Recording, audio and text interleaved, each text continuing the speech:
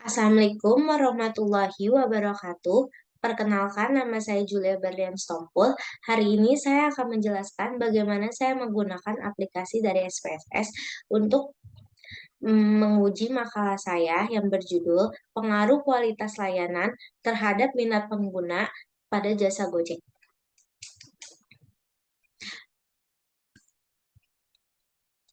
Pertama-tama, kita membuka aplikasi SPSS. Saya menyimpannya dengan pelayanan pada minat. Untuk data yang saya punya, ini data dari responden yang saya miliki. Untuk X1, X2, X3, Y1, Y2, Y3, total X, total Y, sampai total XY. Menguji validitas di mana data saya dianggap valid atau tidaknya. Pertama, membuka analyze.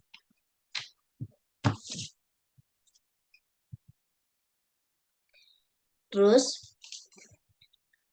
menggunakan correlate, lalu bivariate. Setelah buka itu, kita copy semuanya,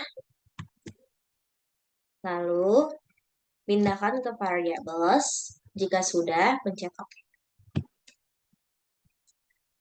Nah, untuk menguji uji validitas ini, kita menggunakan Airtable signifikasi, yaitu 5%, atau 0,05%.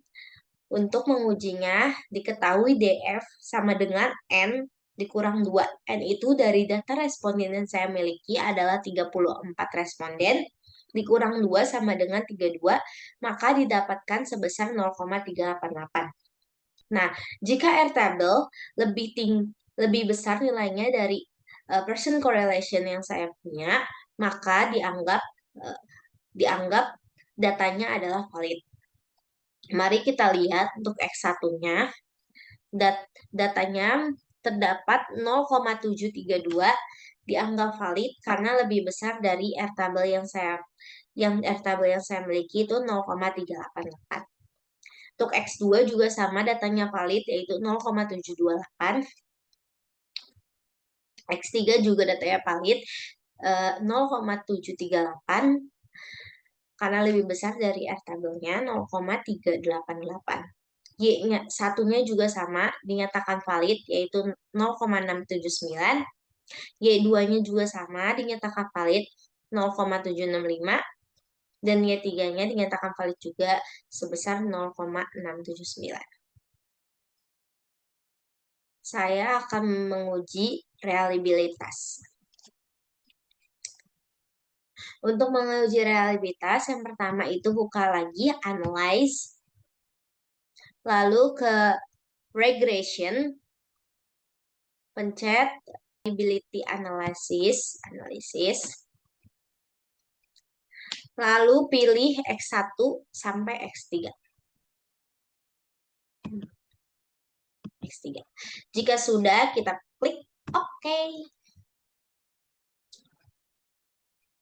Maka dapat ditentukan X-nya. Habis itu kita lagi mencari data Y-nya ya, guys. Datanya ke analyze lagi, ke scale lagi, ke reliability analysis.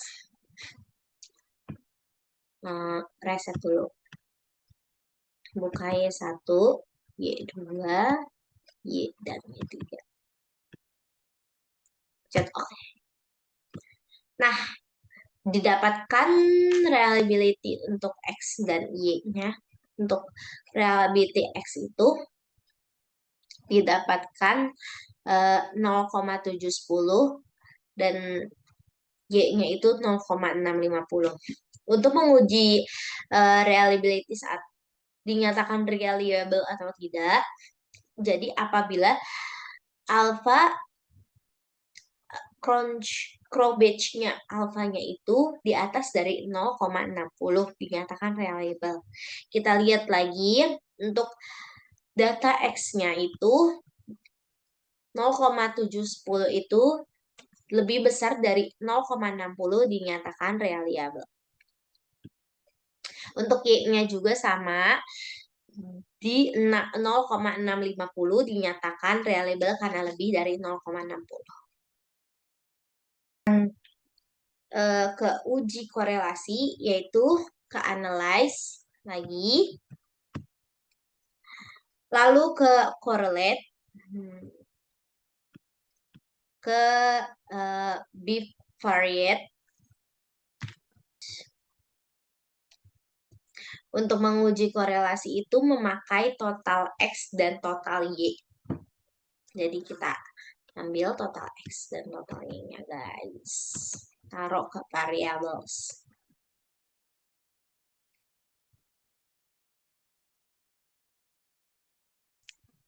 Oke, jika sudah, kita pencet oke.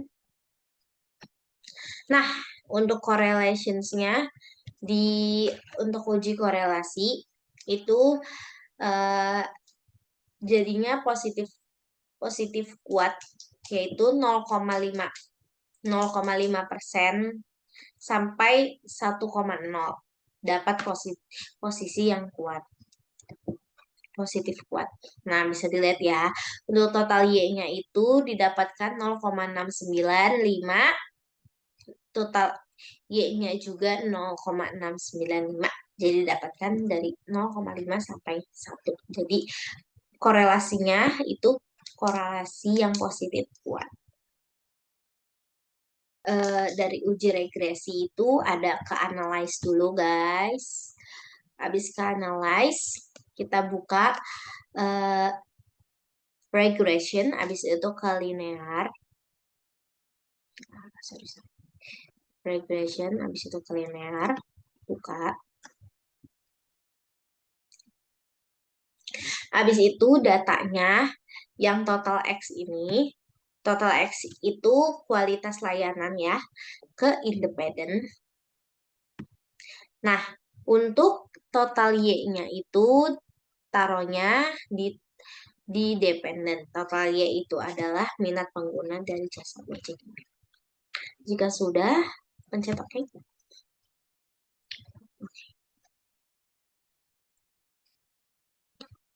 Jika sudah,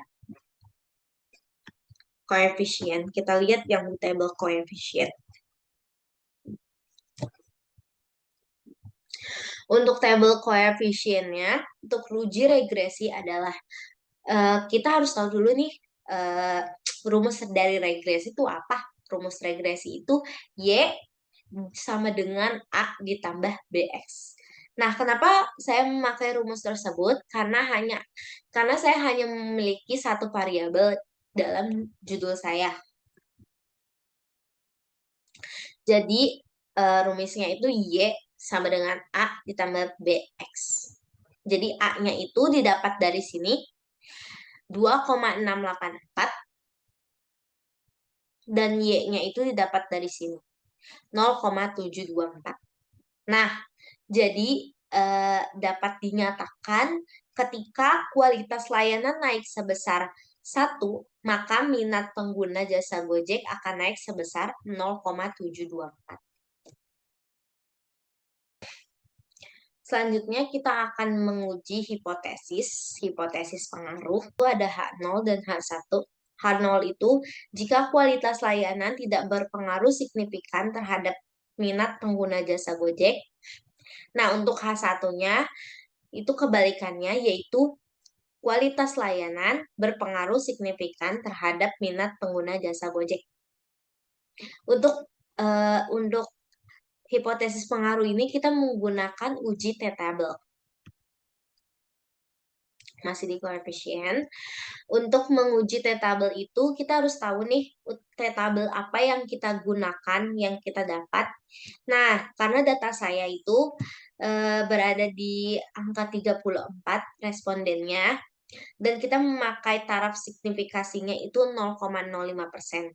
Jadi kita ngebandingin nih T-table dan T hitung dengan taraf signifikasinya 0,05.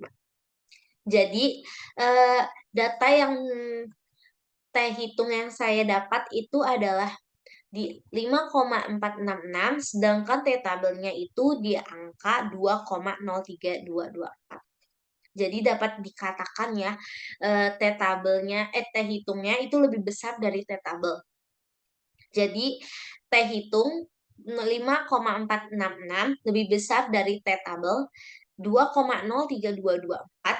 Jadi H0 itu ditolak dan H1-nya diterima.